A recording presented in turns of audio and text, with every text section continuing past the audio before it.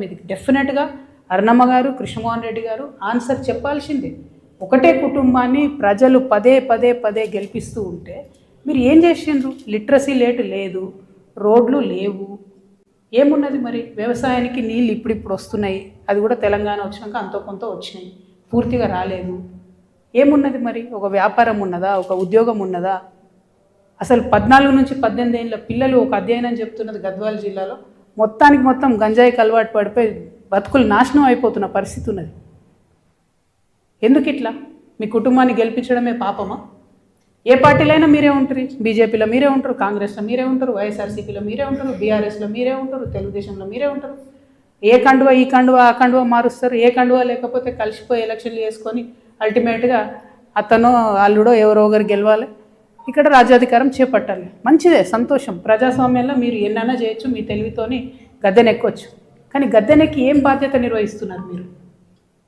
దయచేసి ఒకసారి ఆలోచన చేయండి. ఫీమేల్ లిటరసీ రేటు 23% అంటే తెలంగాణకు నామోషి కదా. మీకేం అనిపిస్తలేదేమో అరుణమ్మ గారు, ఇది కరెక్ట్ కాదు, you have to act on this. చాలా దారుణం ఇది. ఇట్లుంటుందా? 10 ఏళ్ళకు తెలంగాణ వచ్చినాక 12 ఏళ్ళకి ఇట్లుంటుందా? ముఖ్యమంత్రి గారు కనీసం ఆలోచన చేయాలి ఒక్కసారి. మీ ఉమ్మడి మహబూబ్నగర్ జిల్లాలో ప్రాంతమే కదా, ఐజా గురించి మీకు తెలియక కాదు కదా. మీ గురువు గారే కదా వరల్డ్ బ్యాంక్ తీసుకొచ్చి డబ్బులు తీసుకొచ్చింది. ఐజాలో ఇప్పటికీ ఇవాళ పొద్దున కూడా నేను చూస్తే 84 పాఠశాలలు ఉంటే అసలు టీచర్లే లేనటువంటి పని, సగానికి సగం టీచర్లు లేరు. నేను ఇవాళ ముఖ్యమంత్రి గారిని డిమాండ్ చేస్తూ ఉన్నా, బాధతో డిమాండ్ చేస్తూ ఉన్నా.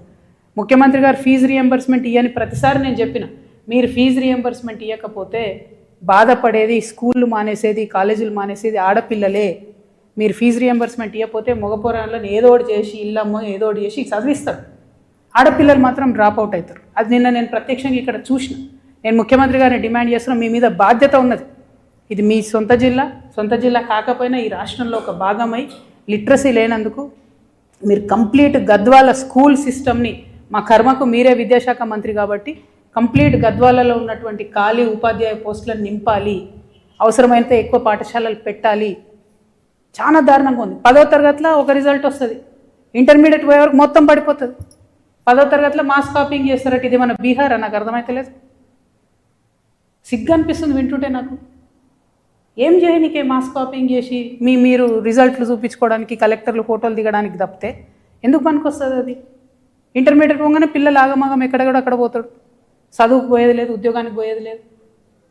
నాకు కథలు వింటుంటే అసలు నేను ఎక్కడున్నాను అర్థం కాలేదు. నిన్న పోయి మా పిల్లాన్ని స్కూల్లో చేర్పిస్తా అంటే ఏముందా స్కూల్లో చేర్పించేది, నువ్వు పోయి పొలంలో పని చేసుకొని నాయకులే చెప్తున్నటువంటి పరిస్థితి ఇక్కడ గద్వాల్లో.